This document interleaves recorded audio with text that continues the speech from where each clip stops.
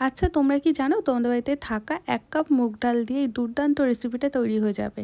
অসাধারণ সুন্দর খেতে। এটার নাম হচ্ছে দই বড়া। আশা করি আজকালকার দিনে সবাই জানো, আর বিশেষ করে এটা হচ্ছে তুমি যদি ডায়েট করো, ডায়েটে এটা তুমি খেতে পারবে।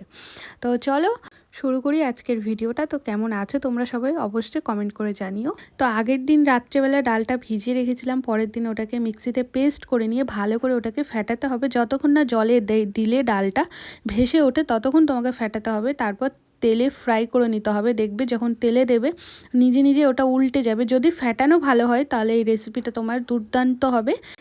তেল থেকে ফ্রাই করার পরে একটা বাটিতে জলের মধ্যে লবণ দেওয়া থাকবে, ওই জলটাতে বড়াগুলো নিয়ে রাখবে। ঠান্ডা হয়ে যাবে যখন, তখন ওটাকে ভালো করে জলটা বের করে নেবে। বেশি জোরে করবে না, একদম হালকা হাতে করবে। তারপর এখানে তেঁতুলের চাটনি, ধনেপাতার চাটনি, একটু গরম মশলা বলতে বাড়িতে হোমমেড মশলা তৈরি করেছিলাম এটার জন্য, সেই মশলাগুলো দিয়ে দিলাম। তারপর এটাকে ফ্রিজে সেট হতে রেখে দিলাম প্রায় 4-5 ঘন্টা।